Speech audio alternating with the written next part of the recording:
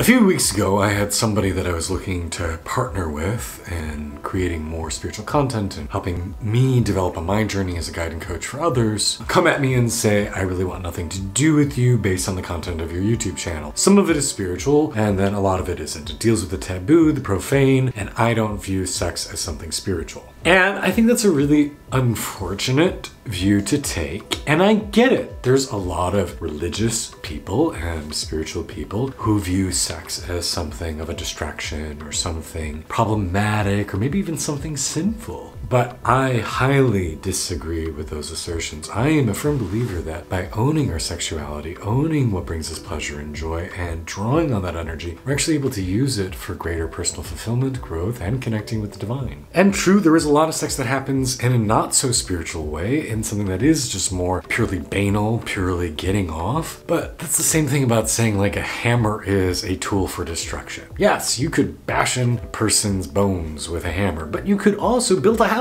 with a hammer. So it's really not that sex is something inherently bad or good. It's really that it is a tool with which you can create magic.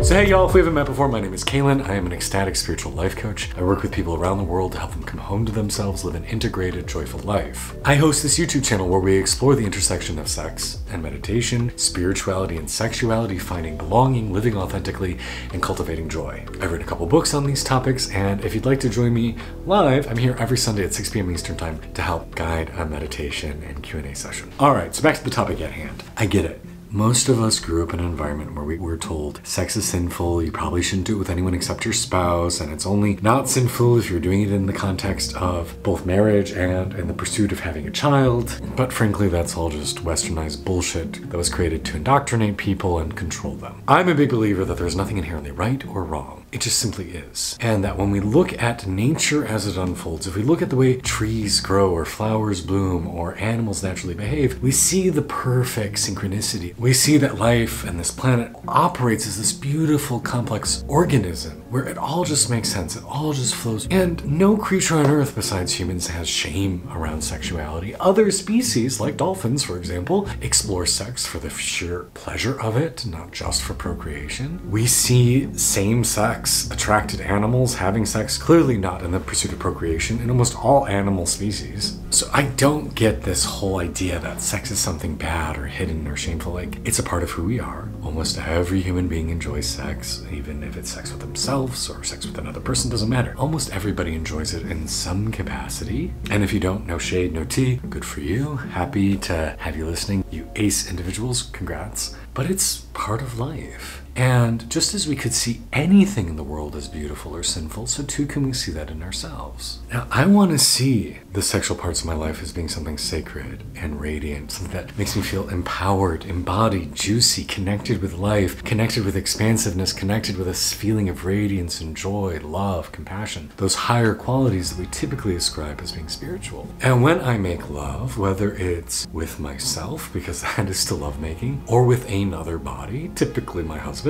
I view it as a sacred offering, a sacrament. I view it and treat it like something that can provide profound change and joy and opening, metaphorically, sometimes physically, for myself, in my heart, in my body, in my soul. See, I approach sex from this idea of I am, and you are, everyone is, an embodiment of the divine made flesh. And what are one of the premier aspects of God that we always come back to? It's the idea that God creates life. He spawns the universe, or they spawn the universes. And where do we see within ourselves the ability to generate new life, and not just life, but also creativity through our sexual energy? Both of those things come from that sacral place, that part of our pelvis, that spontaneous creation in the world. And so I approach when I connect with that sexual energy in art making or in love making as being a connection with my divine self. In fact, numerous spiritual traditions actually show the act of love making as being an example of divinity. Take, for example, this image from Vajrayana Buddhism, where we see two deities making love, one inserted inside the other. There's nothing shameful or dirty or wrong. When I make love with intentionality, with purpose, my humanity is revealed. My heart, my essence, my soul is revealed. I get to know someone on a cellular level. There's this feeling of kinship, of bonding, of appreciation, of love, of compassion, of intimacy that is able to be fostered through sexual connection with another human being. What could be more profoundly divine and sacred than that?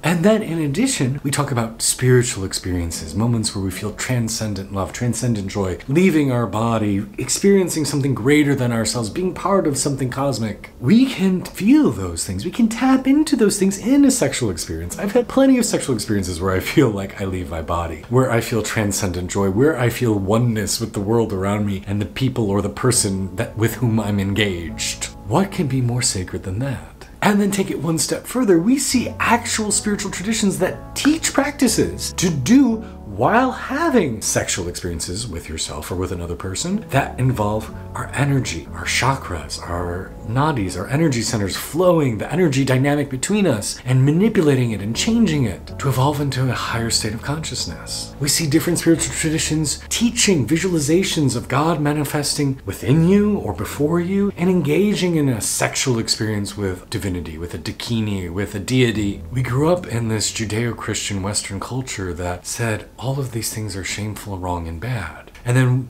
this is often why we see people going out there and treating their sex life as if it were something shameful, wrong, and bad. And I'll be honest with you guys, I don't really have sex with a lot of people. I basically only have sex with my husband because it's so rare that somebody actually, nowadays, in this time and space, wants to see sex as something healing, wants to see sex as something transcendent, something vulnerable, tender, intimate, deeply connected. But it can and it should be those things. Like, yes, I don't think there's anything wrong with people who just want to get off or just want to have a quick fuck. Like, mazel tov, good for you, have fun. But that's a little bit like just subsisting on potato chips when there's this amazing Michelin star banquet prepared for you. Sex can be something so much more than just pleasure. It can be something so much more than getting off. And yes, it is fucking holy. It is something sacred, profound, and can be life-changing. I have been so healed through my sex life. I have become a better person because of my sex life. I have become a more joyful, compassionate, loving, forgiving, tolerant, open individual because of my sex life, because of the tenderness, because of the feeling of belonging, because of the feeling of being in my body and coming home to myself that I've experienced. And so I'm tired of people judging it as something dirty. I'm tired of people saying that's not spiritual. I'm tired of people treating sex as if it weren't something spiritual, because it is something so much more than that. And not that the individual who I referenced at the beginning of this episode will ever watch this, though I wish they would. I'm sorry you are not able to see the totality of the embodied experience, the human experience, being in a physical body, as being something sacred, because it fucking is. It is sacred to show up naked. It is sacred to show up embodied in your sexual experience. It is sacred to be whoever you are, whatever you're attracted to, all of it, however you are, is sacred. And so, if you don't want to engage with me because you view it as dirty, I understand, and I would never force myself on you. I would never force a collaboration, a partnership in any sort of way. But I do invite all of us to reevaluate our connection with the divine and to see that we are spirits having a human experience. And our goal is not to transcend our humanity. It's not to go beyond it and say, I'm no longer human, I no longer feel, I no longer have emotions, I no longer have desires. Because that's when we lose touch. That's when we become these crazy egomaniacs living in the mountains, detached from all of society.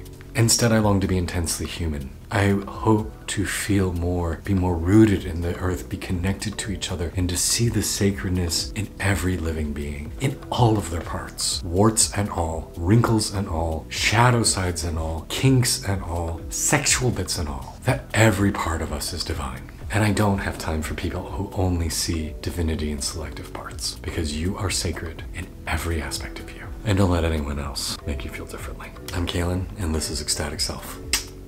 Blessings to you.